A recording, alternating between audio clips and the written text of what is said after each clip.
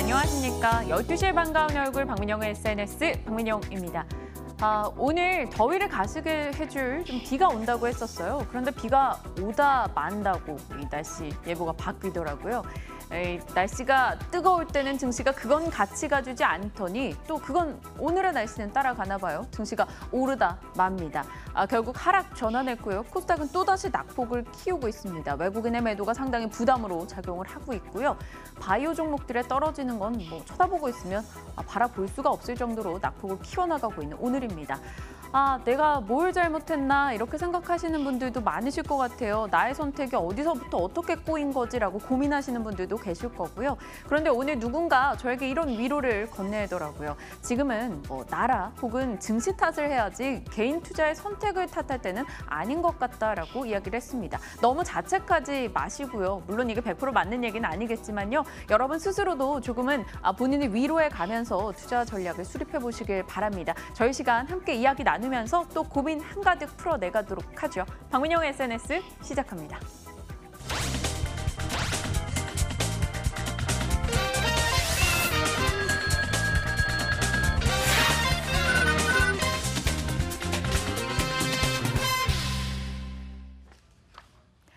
힘들다고 포기하면 아마추어입니다. 힘듦에도 어려움에도 그럼에도 불구하고 해낸다면 프로겠죠. 프로가 되기 위한 도전은 이어집니다. 박앵커의 올백입니다. 자, 오늘 이 시간 함께해 주시는 두 분, 언제나 힘겨운 이 시간을 웃으면서 그리고 저에게 든든한 지원군으로 나와주시는 두 분입니다. 권홍섭 주인님, 박재영 차장님 함께합니다. 어서 오세요. 안녕하십니까. 네, 안녕하십니까. 두 분과 또 오늘 다룰 이야기가 너무나 많네요. 정말 포트만 들여다봐도 질문 드리고 싶은 것도 너무 많고요. 채팅창에도 오늘 뭐 벌써부터 이야기들을 해주시더라고요. 좋은 거부터 얘기할까요? 나쁜 거부터 얘기할까요? 권주임님. 매도 먼저 맞는 게 낫다고. 나쁜 거부터요? 네. 그렇다면 박 차장님. 네. 큰일 났어요, 저희. M 코르셋 어쩌죠? 정말 코르셋을 입은 양 제 숨통을 쪼여오는 느낌인데 어떡하죠? 8% 하락 중이에요, 지금. 포트에서 한 9%? 8% 손실 중이고요. 어제 샀는데. 네. 뭐 이럴 때도 있고 저럴 때도 있는 거죠. 오늘 어제 사서 10% 오르는 뭐 경험도 있고 빠지는 경험도 있는데요. 사실 이 엠크로셋을 말씀드릴 때 단점이 신규 상장 종목이어서 손절가를 짧게 좀 하자 그러시죠. 짧게 가져가자라고 네. 말씀을 드렸는데 대응이 좀 어렵네요. 11,000원을 예상을 했었는데 그 밑으로 내려가 버렸습니다. 일단 뭐 주식에 대한 뭐 시장에 대한 분위기도 조금 좋지 않을 뿐더러 네. 신규 상장 물량에 대한 부담들 좀 나오고 있는 것 같습니다. 개인적으로는 사실 이런 종목들은 분봉을 보고 대처를 해야 되는데 손절선을 조금만 더 낮춰보죠. 어차피 이렇게 된 거 저점이죠. 오늘 1,300원, 1,300원 깨지 않으면 조금 더 오늘 하루 정도 더 지켜보는 게 어떤가라는 생각이 좀 들고요. 낙폭이 과대해서 사실 그 결단을 할 때는 좀 뭐 해야 된다라고 생각을 합니다. 뭐 해야 된다라고 생각을 하고 그 선을 1,300원 정도로 좀 낮춰서 제시를 좀 해드리도록 하겠습니다. 어제 제가 엠코르셋에 관심이 갔고 박 차장님 이야기도 너무나 좋았고 했는데 사실 엠코르셋을 매수하는데 결정적인 방아쇠를 당긴 분은 권주임님이셨어요. 권주임님이 나의 종목보다 엠코르셋이 좋은 것 같다 이래가지고 제가 좋아 이렇게 샀거든요. 네. 어떤 답변을? 연대 책임이 있으셔요? 예. 저희가 포트폴리오 짜는 데 있어서 여러모로 다 공동적으로 이제 심적 부담감이 있다고 보여지는데요. 일단 뭐 상장되고 나서는 이런 그 변동성 장세는 계속적으로 나타날 거라고 예상이 되고 있습니다. 뭐 거기에다가 이제 최근에 이제 우리나라 증시조차도 도움이 되지 못했기 때문에 그간 그런 그 영향으로서 인해서 수급적으로 밀리는 경향이 아닌가 이렇게 보여지고 있는데요. 일단은 일단 3차로 해가지고 하락 세기형 패턴이 좀 연출이 되고 있습니다. 이제 윗단의 이제 선 라인과 그리고 밑단 라인이 나타나고 있는데 이제 분봉 흐름상 이제 여기서 꺾이게 된다면 10,000원대를 붕괴할 수도 있지만 일단은 어느 정도 장세가 조금 진정이 되고 그리고 나서 아까 말씀하신 대로 1,400원 정도, 10,000원 정도 이탈이 된다면 뭐 깔끔하게 원칙대로 선절을 하고 그리고 다시 뭐 다른 종목 보는 게 낫다고 보여지고요. 우리가 이제 많은 종목들에서 모든 종목에서 수익이 난다고 하면 최고의 최상의 조건이겠지만 이렇게 뭐 우리도 조차도 예상치 못한 상황에서 이렇게 조금 뭐 손실을 할 수도 있는 부분도 있으니까요. 그런 부분들을 봤을 때 다른 종목에서 충분히 커버할 수 있다 이렇게 보여지고요. 뭐 여기에서 만약에 더 물리신 분들이라면은 뭐 우리와 같이 10,000원 정도에서는 손절을 깔끔히 하고 다음에 다시 한번 보자 이렇게 보시면 될 것 같습니다. 네, 엠코르셋에 대한 두 분의 의견 잘 듣고 일단 전략은 두 분을 따라가도록 하겠습니다. 포트 좋은 쪽 얘기도 해봐야겠죠. 그리고 바이오 종목군에 대한 이야기도 좀 해보도록 할 건데요. 먼저 좋은 쪽에서는 오늘 FNF가 5% 또다시 올라줍니다. 어제장에서도 상당히 선전했고 오늘장에서도 시장 대비 아주 좋은 흐름 기록하면서 드디어 FNF가 드디어 수익 전환을 했습니다. 박건우 님도 그렇고 수현 님도 그렇고 아마 방송 보시는 분들 저희와 함께 매수하셨던 분들은 이제 같이 수익으로 돌아선 상황일 텐데요. 박건우 님이 보내주셨어요. 92,000원까지 이제 수익인데 버텨봐야 될까요? 아니면 매도를 해볼까요? 라고 보내주셨어요. 일단 수익 전환 마음이 좀 놓이고요. 박 차장님의 말씀 듣길 잘했어요. 제가 진즉에 매도했으면 어땠었나라는 생각을 했었는데 버티자고 얘기 주셨죠. 92,000원 봐도 될까요? 아니면 나올까요? 지금 시장도 이런데. 시장도 이런데 이렇게 잘한다는 건 뭐 시장이 좋아지면 더 좋아질 수도 있을 거예요. 조금 더 지켜보고요. 82,000원이 저는 고비라고 생각을 했습니다. 요 가격대 고비였는데 거기를 이제 살짝 뛰어넘었어요. 뭐 시장이 내일 반등이 뭐 좀 강하게 나온다라고 한다면 잠깐 쉬어갈 수도 있는데요. 이 고점을 돌파했다라는 것은 좀 의미가 있어 보입니다. 어닝 시즌에 실적이 좀 기대가 되는 부분들이 있기 때문에 수급이 좋아지고 있습니다. 외국인도 많이 사고 있고요. 기관 쪽 어제 기관 쪽 매수가 이제 좀 주요했었거든요. 기관이 어제 13,000주 가량 이제 순매수를 해주면서 네. 끌어올렸는데 오늘도 아마 그런 모습이 연출되지 않을까 싶어요. 뭐 그렇다라고 본다면 이제 시작하는 뭐 어려운 시기 잘 이제 참았는데 이제 과실을 따먹을 시점에서 미리 좀 매도한다라는 것은 좀 아쉬운 부분이 있고요. 그만큼 좋기 때문에 올라간다라고 생각을 하면 좀 더 들고 가지 못할 이유는 없을 거다라고 말씀을 드려보겠습니다. 애초에 저희가 사실 실적 나올 때까지는 조금 지켜보겠다라고 했는데 흔들릴 때마다 제 마음이 같이 흔들렸었죠. 좀 더 지켜보자라고 이야기 주셨던 만큼 두겠습니다. 채팅창에서는 의견들이 좀 다르신 것 같아요. 김가판님께서 FNF는 청산했으면 합니다라고 익절하세요라는 의견들도 좀 나오고 있는 것 같고요. 제약바이오 얘기 영성님께서 자세히 올려주셨네요. 제약바이오는 실적보다 수급으로 올라간 게 문제였죠. 수급 주체인 기관이 매물을 쏟아내니 주가는 폭락하고 시총상위주가 최다 바이오인데 이것 때문에 코스닥이 매일 폭락하네요. 공감합니다. 동감하고요.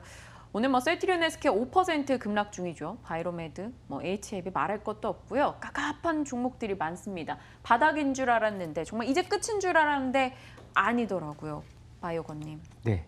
우선 이제 바이오에 관련돼서는 이제 최근에 이제 삼성바이오의 회계 분식 그리고 네이처셀의 이제 주가 조작 혐의로 인해서 바이오 전체적인 매도장이 연출이 되고 있습니다.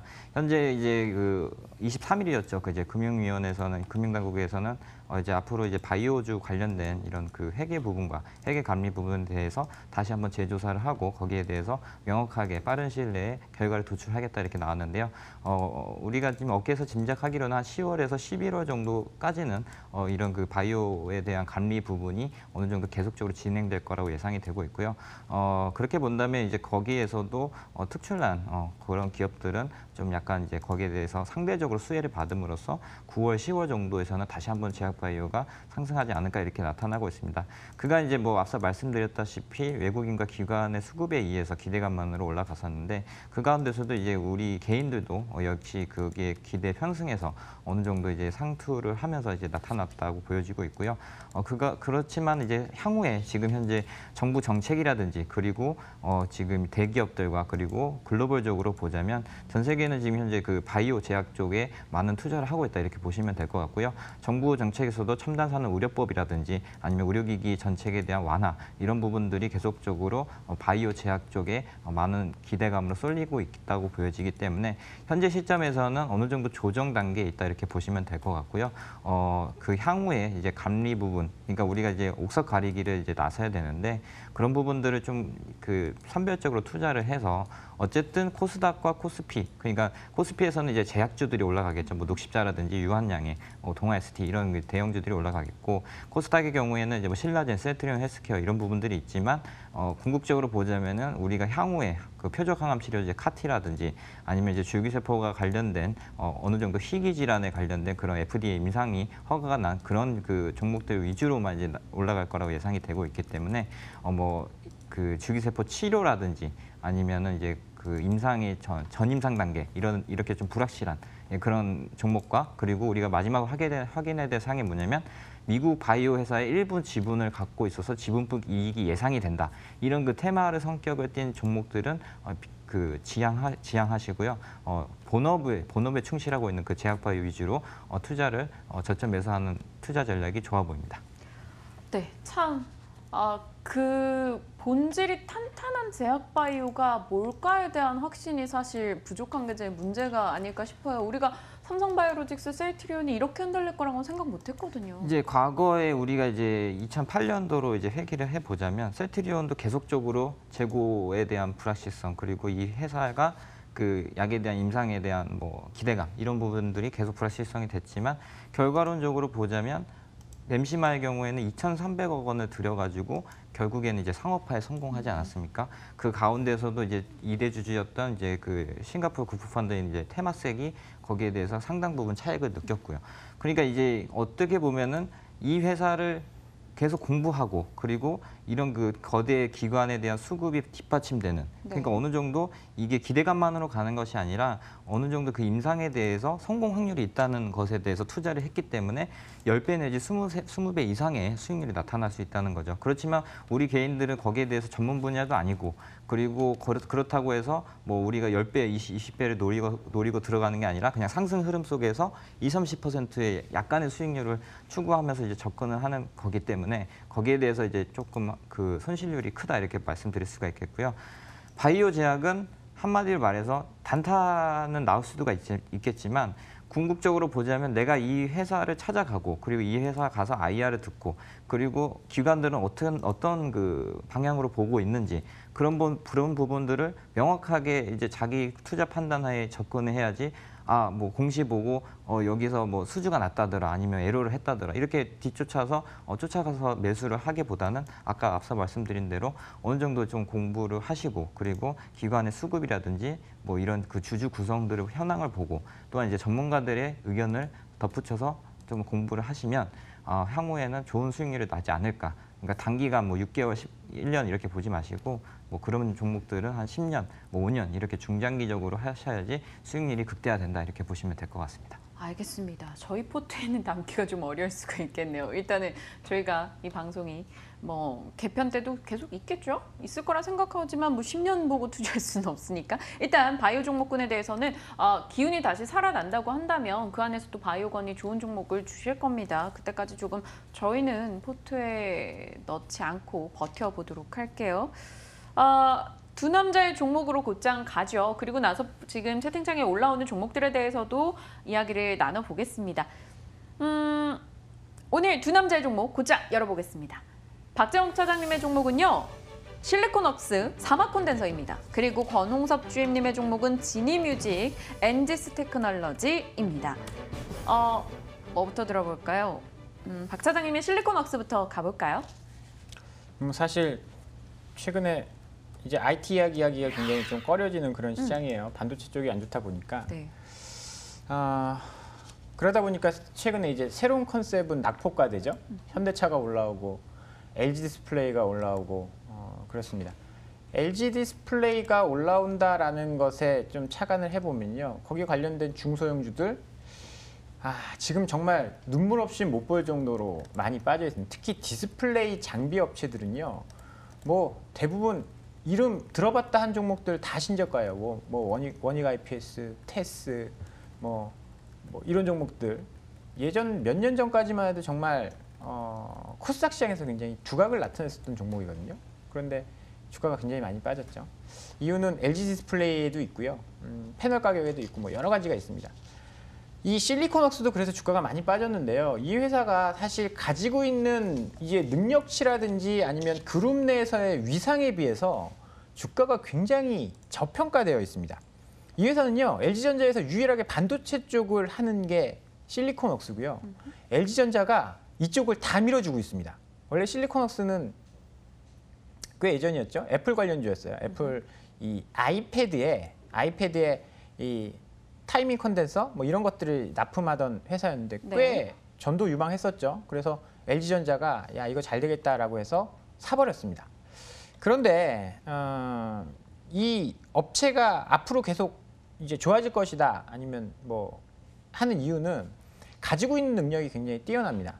DDI 그다음에 T콘 이런 쪽이 디스플레이에 굉장히 중요한 역할을 하거든요. 무슨 역할을 하냐면 이 화면을 구성할 수 있게 중간에 이제 조절을 해줍니다. 지휘 역할을 해주는 그런 이제 부품인데 이게 대면적화될수록 수요가 많이 이게 제품 그 수요가 늘어난다라는 거예요. 그런데 지금 LG전자가 하고 있는 게 대면적 OLED 아닙니까? 이제 중소형도 지금 이제 시작을 하고 있지만 그래서 실리콘웍스 최근에 OLED용 이 디스플레이 DDI 이거를 LG전자에서 양수 받으면서 실적이 꽤 많이 늘어날 겁니다.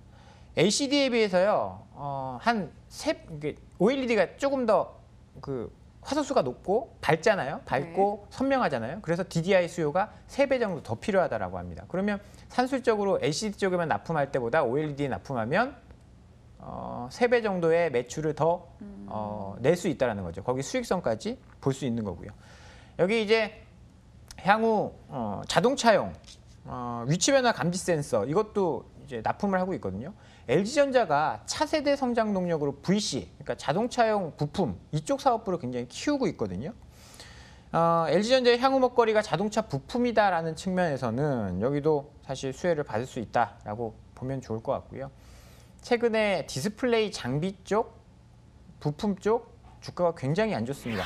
그래서 실리콘웍스도 굉장히 어려움을 겪었는데 33,000원 바닥 찍고는 꽤 견조하게 상승을 하고 있습니다. 바닥 다 다지고 박스권을 돌파하는 흐름들이 나오고 있거든요. 최근에 낙폭과대 관심이 있으신 분들이다라고 한다면 실리콘웍스 같은 종목들 보셔도 좋을 것 같고요. 수급도 외국인과 기관이 연일 사고 있습니다. 외국인이 쭉 매수를 땡겨주고 최근에 한 4일 동안은 기관이 매수를 쭉 땡겨줬습니다. 수급도 나쁘지 않아 보여서요. 오늘은 최근에 제가 반도체라든지 이런 쪽 장비주 쪽 많이 소개를 드렸는데요. 네. 이번에는 디스플레이 장비주 실리콘웍스를 한번 소개를 드려보도록 하겠습니다. 네, 실리콘웍스 이야기 들어봤고요. 권주임님의 의견을 짤막하게라도 저희 짚고 갈게요. 실리콘웍스 체크해 주실까요? 네, 실리콘웍스의 경우에는 이제 LG와 관련된 회사로서 이제 향후에 이제 OLED 관련된 부분에서 매출이 좀 기대가 되는 그런 부분들이 나타나고 있는데 다만 이제 이제 우려할 상황이 이제 지배구조 개편이죠. 현재 그 선대 회장님이 돌아가시고 그리고 나서 이제 그 장자가 이제 승계를 하는 과정에서 삼촌에 대한 회사 분리를 어떻게 할 것인가에 대한 그런 부분들이 있다고 보여지고요. 그리고 두 번째로는 이제 LG 디스플레이가 언제까지 그런 그 LCD에 관련돼서 적자를 계속적으로 볼 것인가에 대한 문제입니다. 현재 LCD의 경우에는 이제 10세대에 이제 진입을 할 예정인데 이게 그 LCD를 우리가 흔히 알고 있다시피 대면적화된 그 LCD를 쪼개가지고 그거를 이제 분할해서 거기에 대해서 이제 판매를 하게 되는데 그렇게 만약에 10세대까지 진입을 하게 된다면 아직까지도 그 치킨 게임은 끝나지 않았다 이렇게 보기 때문에 그런 부분들이 약간 조금 염려스럽지만 새롭게 시작되는 이제 OLED 관련된 사업과 그리고 최근에 그 수급이라든지 그리고 기술적 분석상 전고점 43,000원을 돌파하는 모습들이 예상이 되고 있기 때문에 약간 조금 눌림목에 한번 매수를 해보는 전략도 괜찮아 보입니다. 네, 실리콘웍스 의견 참고하겠습니다. 그리고 이어지는 종목이 지니뮤직인데요. 권주임님의 종목이죠. 6월 27일에 이야기를 해주셨던 종목이에요. 기억하기로는 KT에 이어서 2대 주주가 또 LG U+다. 뭐 이런 점에 대해서도 포인트 찝어주셨었는데요. 네. 갈까요? 네, 일단은 그때 이제 추천하고 나서 약간 좀 많이 밀리는 모습이 나타났는데요. 그럼에도 불구하고 이제 최근에는 IT와 관련된 이런 그 4차 혁명, IoT와 관련된 이런 그 스트리밍 관련된 업체들이 약간 좀 상승이 나타나고 있다 이렇게 보시면 될 것 같습니다. 최근에는 이런 그 경쟁, 그러니까 뭐 지니뮤직이나 뭐 멜론 이런 그 음원 스트리밍 그 업체들이 경쟁을 하기보다는 어느 정도 그 통신사들과 협업을 통해서 어느 정도 이제 플랫폼 공유 문화를 만들어가고 있다 이렇게 보시면 될 것 같은데요. 정확히 말씀드리면 이제 출혈 경쟁보다는 파트너십을 통해서 그런 그 앞으로의 성장 방향성을 같이 협업을 하고 있다 이렇게 보시면 될 것 같습니다. 현재 앞서 말씀드렸다시피 최대 주주는 이제 KT로 42% 지분을 보유하고 있고요. 2대 주주는 LG유플러스가 한 15% 정도 보유를 하고 있다 이렇게 보시면 될 것 같습니다. 그래서 이 동사의 사업 영역과 그리고 통신사들이 IPTV와 그리고 그 통신사의 그 핸드폰, 스마트폰에 기본 앱으로 탑재되어 있거나 아니면 통신사들이 음원 서비스 제공하는 데 있어서 지니뮤직을 바로 연결하는 이런 방식들이 나타나고 있기 때문에 정리를 하자면 처음에는 지니뮤직과 KT, LG유플러스, B2B 사업자로 됐다가 향후에 이제 이게 3개월 내지 6개월 일정 시간이 지나면 결국에는 통신사와 가입자 간의 그런 그 계약 관계가 아닌 지니뮤직과 그리고 고객과의 계약 관계가 유지된다는 거죠. 그러니까 B2B에서 B2C로 이렇게 3개월에서 6개월 과정으로 자연스럽게 진화가 된다 이렇게 보시면 될 것 같고요. 그 밖에도 이 회사가 그 KT와 LG유플러스 쪽에 계속적으로 IPTV와 관련된 그 컨텐츠를 제공할 것이라고 예상이 되고 있고요. 또한 그 지니 음원 플랫폼의 월 정액 그 유료 가입자 수가 지속적으로 증가할 거라고 보기 때문에 현재는 이제 2위 정도에 몰려 있지만 앞으로는 한 1위 정도도 한번 노려볼 만한 그런 업체다 이렇게 보시면 될 것 같습니다. 네, 알겠습니다. 지니뮤직 살펴봤어요. 한번 저희가 다뤄봤던 종목이니까요. 이 정도 듣고 가겠습니다. 그리고 박 차장님의 사막 콘덴서로 곧장 갈게요. 오늘 시간 좀 타이트하게 하고 뒤에서 채팅창 종목들 좀 다뤄보도록 하려고요. 박 차장님 사막 콘덴서 아까 어떤 분이 그러시더라고요. 참 많이 오르지 않았나요? 지금 고점 아닐까요? 했는데 저희가 방송 시작하자마자 이 프로그램 시작하자마자 사막 콘덴서를 한번 담았었잖아요. 그리고 좀 아쉽게 매도를 했었던 기억이 있는데 그때 안 팔았으면 참 좋았을 걸 이라는 생각이 또 해요. 그때가 한 6만 원? 뭐 요 언저리였죠? 정확히 기억은 안 나는데 뭐 그랬을 거예요. 뭐 그렇게 높은 가격은 아니었던 걸로 기억을 하는데 이게 언제나 고민스럽습니다. 이게 많이 올라서 여기서 사도 될까 이런 고민이 계속 있는데 내가 네. 사면 빠지는 거 아니야, 물리는 거 아니야 이런 생각을 하게 되는데요. 이 가격과 가치를 약간 이제 혼돈해서 그런 경우도 있고요. 지금 뭐 10만 원이 넘었음에도 계속 이제 이야기를 하는 이유는 앞으로도 계속 공급보다는 수요가 많아질 것이다라는 이 기대감, 뭐 이런 것들 때문에 말씀을 드리는 거고요. 주가가 많이 올라왔지만 실적도 많이 좋아졌기 때문에 밸류에이션을 많이 커버를 해주고 있다라고 생각을 해서 좀 들고 온 거고요. 뭐 사실 뭐 주가가 굉장히 견조하게 가고 있어요. 이렇게 견조하게 가고 있고 우리가 고민해야 될 거는 여기서 이렇게 깨고 내려간다. 이랬을 때 고민을 해야 되는 거지 올라가고 있을 때 굳이 미리 겁먹어서 하락할 거야라고 겁먹을 필요는 없을 것 같습니다. 사막 콘덴서가요. 뭐 계속 좋다라고 하는 이유는 첫 번째는 MLCC입니다. 이 MLCC 쪽이 무라타가 1위 업체였는데 1위 업체인 무라타가 자동차 쪽에 우리가 집중할 거야라고 하면서 공급 부족 현상이 나타나고 있습니다. 그러면서 이 MLCC를 하는 쪽 업체들의 실적이 다 좋아지고 있는 거고요. 사막 콘덴서도 마찬가지입니다. 여기 하나 더 하면 VC 사업부, LG전자의 VC 사업부가 또 나오는데요. 사막 콘덴서가 하는 것 중에 하나가 전력 변환 콘덴서라는 것을 만듭니다. 이 전력 변환 콘덴서는요. 전기차에 들어가서 이 전력을 좀 안정적으로 공급을 해주는 역할을 하는데요. 네. 현대차 아이오닉, 그다음에 니로 이런 하이브리드 차에 납품을 하고 있어요. 그렇게 된다라고 하면 원래 사막 콘덴서는요. MLCC 업체보다는 전기차 관련된 종목이었어요. 전기차 관련된 종목이었는데 MLCC 쪽이 최근에 부각받으면서 올라온 거고 전기차 관련된 종목들도 최근에 주가 흐름이 좋죠? 이유는 뭐 중국이라든지 어디라든지 연비를 맞추려면 하이브리드라든지 전기차를 뭐 생산 안 할 수가 없는 그런 상황입니다. 그런 상황에서 사막 콘덴서는 전력 변환 콘덴서 여기에 매출이 본격적으로 일어날 가능성이 높고요. 내년에 이제 현대차에서 출시하는 친환경차에 대한 연구 개발도 지금 진행 중이거든요. 그러면 이 전력 변환 콘덴서가 MLCC에 이어서 또 다른 성장 동력이 될 가능성이 높기 때문에요. 사막 콘덴서 뭐 지속적인 관심이 필요할 거다라고 생각을 해요. MLCC의 프리미엄, 전기차의 프리미엄 둘 다 누릴 수 있는 그런 종목이다라고 보시면 좋을 것 같습니다. 사막 콘덴서 다시 한번 저희가 노려봐도 될까요? 저희가 이 차장님 말씀하시는 사이에 좀 찾아봤더니 5월 달에 7만 원대 저희가 포트에 넣었었더라고요. 지금 수익이 3만 원만 나도 사실 귀한데 주당 수익이 주당 3만 원씩 올라간 거니까 사마콘대에서 들고 있을 걸 하는 생각이 들어요. 물론 뭐 과거 지난 일을 이야기하는 거니까요. 일단은 사마콘덴서 얘기 다뤄봤고요. 다음 종목 갑니다. 엔지스 테크놀로지. 권주임님, 엔지스 테크놀로지 뭔가 되게 4차 산업혁명 뭐 이런 거에 되게 부합될 것 같은 느낌의 이름이에요. 네, 정확합니다. 아, 그래요? 이게 그 자율주행과 따라간다. 관련된 기술을 가지고 있는 회사인데요. 일단 그 자동차용 커넥티드 카의 솔루션에 대해서 이제 전문 기업이다 이렇게 보시면 될 것 같고요. 이게 어떤 얘기냐면 그 외부 통신망과 그리고 차량 제어 시스템을 이제 연결하는 소프트웨어를 만드는 회사다 이렇게 보시면 될 것 같습니다. 우리가 흔히 그 스마트폰을 통해서 그 자동차를 그 이제 외부 통신망을 통해서 뭐 자동차 뭐 시동을 건다든지 뭐 에어컨을 킨다든지 그러한 그 연결을 시켜주는 나브링크가 이제 주력 품목이고요. 그 외에도 그 촬영용 소프트웨어를 업그레이드 시켜주는 OTA 기술이 있다 이렇게 보시면 될 것 같습니다. 이 회사의 그 이제 주요 고객사는 LG전자인데요. LG전자를 통해서 이제 GM에 들어가는 미러링의 일종인 나브링크를 지금 이제 솔루션을 공급하고 있고요. 최근에 이제 1분기에는 좀 그 적자 전환을 하면서 약간 조금 실적에 대해서는 부담이 됐지만 그러한 이유는 이제 세단 수요의 감소로 나브링크 납품이 감소되고 있다 이런 그 레포트들이 나왔습니다. 그렇지만 이제 새롭게 이제 북미향 매출에 대해서 시리어스 XM이라는 회사와 이제 계약 관계를 맺으면서 이런 그 세단의 감소율을 이 새로운 계약으로 인해서 상쇄할 것이다라는 기대감으로 나타나고 있고요. 또한 그 아까 앞서 말씀드린 대로 이제 OTA 솔루션은 이제 자율주행차의 필수품이다 이렇게 보시면 될 것 같습니다.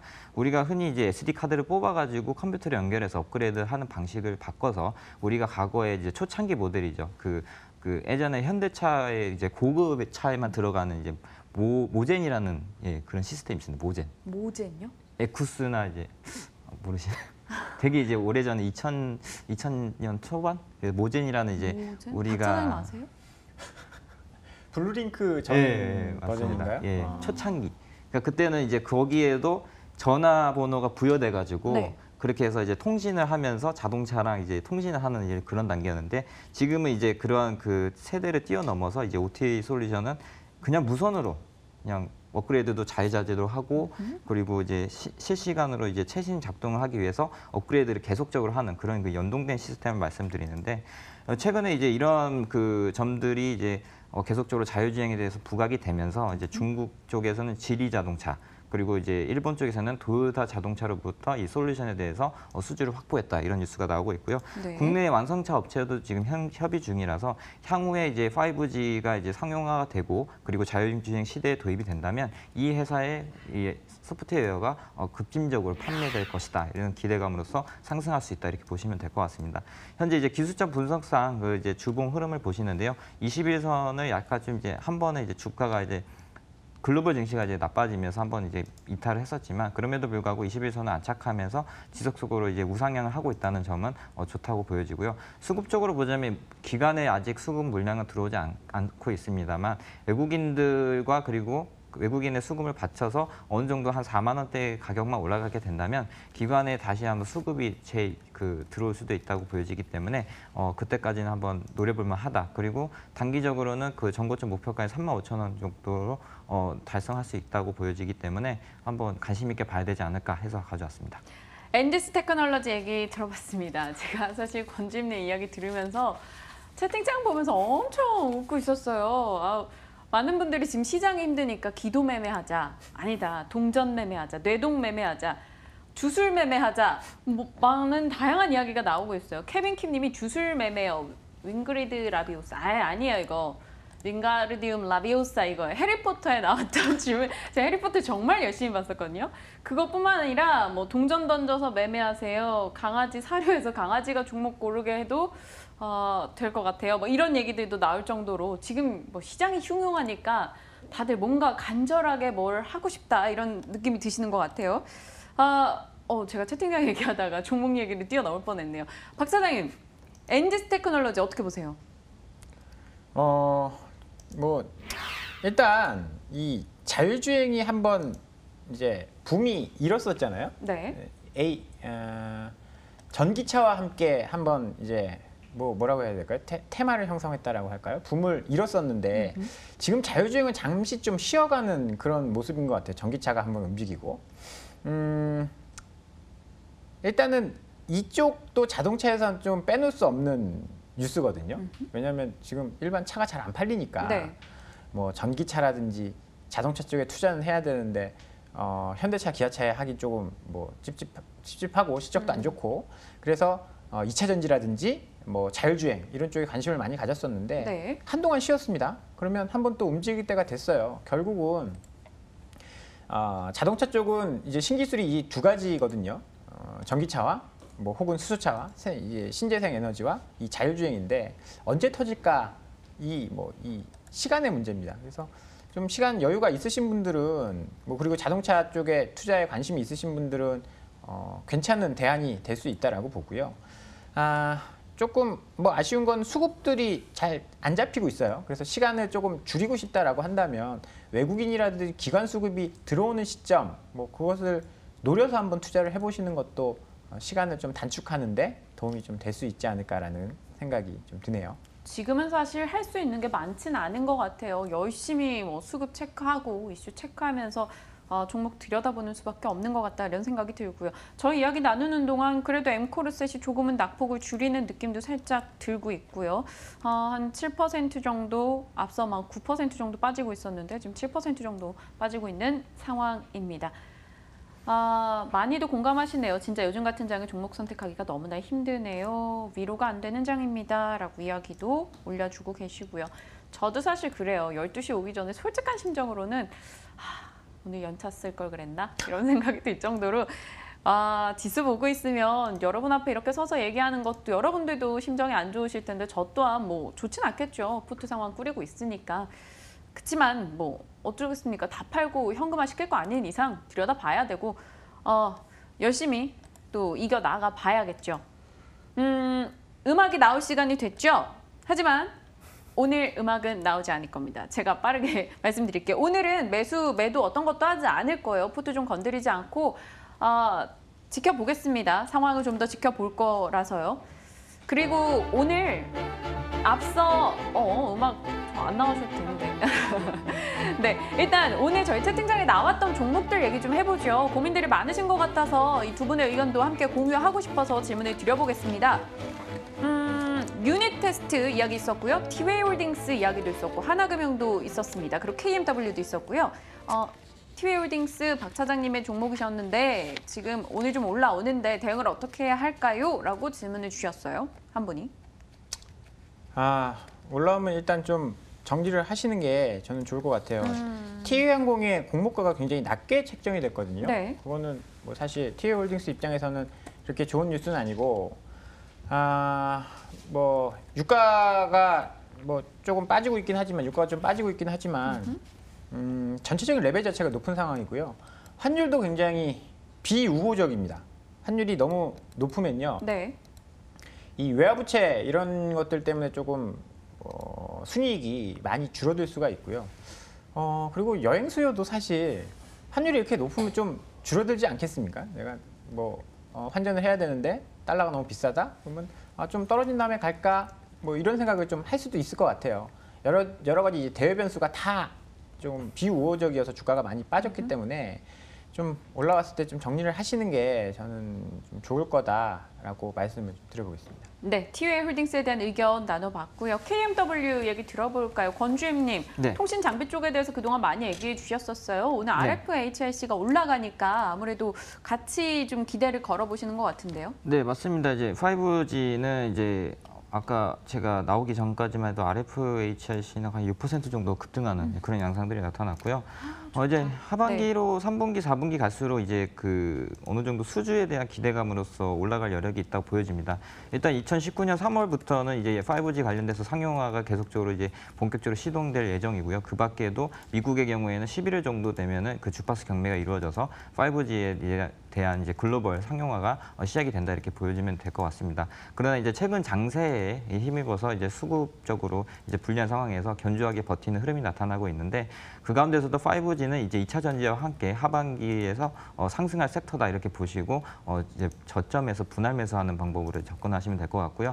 현재 KMW 말고도 Y솔 그리고 다산 네트워크스 그리고 RFHRC 이런 그 우수한 종목군들이 있으니까 어느 정도 한 기업에 투자하기보다는 한 이제 그 각각의 회사에 맞는 그 만약 예를 들자면 RFHRC의 경우에는 뭐 중계기를 한다든지 아니면 KMW는 뭐 스몰셀을 한다든지 그런 부분들을 각각 이제 나눠가지고 그 장비에 맞는 종목을 선택해서 한 2개 내지 3개 정도 선별적으로 투자하는 것이 바람직하다 이렇게 보시면 될 것 같습니다. 5G 중에서 가장 좋게 보시는 거 하나 콕 지금 생각나는 거 종목 명만 얘기해 주신다면 솔리드, KMW, 대한공통신? 저는 이제 망을 따라주는 것보다는 중계 RFHRC가 가장 그나마 왜냐하면 실적 모멘텀이 올해부터 완전히 바뀌었기 때문에 거기에 대해서는 가장 주도주가 될 것이다 이렇게 보시면 될 것 같습니다. 3번이나 저희 시간에 얘기해 주셨던 종목인데요. 좀 아쉽네요. 그리고 유닛 테스트도 보겠습니다. 짤막하게 들어야 될 것 같아요. 시간이 없어요. 유닛 테스트 박 차장님께 질문 드려야겠죠. 네, 제가 좋아하는 종목들이 요새 이제 반도체 장비주였는데 다 빠지고 있어요. 네. 몇몇 개만 보면요. 테스나도 급락했고요. 그런데 오늘 뭐 10% 정도 올라오네요. TCK도 급락했습니다. 유니테스트도 급락했어요. 공통점은요. 기관 수급이 굉장히 안 좋다라는 거예요. 유니테스트도 사실 기관이 매도하면서 이런 하락이 나왔고요. TCK도 마찬가지입니다. 최근에 기관이 쏟아 부었죠. 테스나도 마찬가지예요. 기관들이 계속 팔고 있습니다. 기관들이 어느 정도 수익이 났기 때문에 리스크 관리를 하는 거고요. 그 중심에는 SK 하이닉스가 있다라고 봐요. SK 하이닉스 그저께 7% 빠질 때 기관이 150만 주 팔았거든요. 기관의 매도가 조금 그쳐져야 뭐 재상승할 수 있지 않을까라는 생각이 들고요. 펀더멘탈에 문제 없기 때문에 일단 관심권에는 계속 두셔야 될 것 같습니다. 네, 알겠습니다. 말씀 주셨던 종목들 뭐 실적 탄탄한 거야 저희 다 알고 있었는데 일단 기관 수급이 최근 상당히 불안정하게 지속이 되면서 흔들림을 보여주고 있습니다. 하지만 기존의 긍정적인 시각을 유지해 주셨으니까요. 여러분들도 관심 가져보시길 바랄게요. 하나금융이나 뭐 갖가지 종목들 얘기가 더 올라오고 있는데 내일 이 시간에 조금 더 시간 내서 다뤄보겠습니다. 어느덧 이 코너는 마칠 시간이 다 된 것 같아요. 자, 박재영 차장님, 권홍석 주인님 오늘도 고생해 주셨습니다. 두 분 고맙습니다. 감사합니다.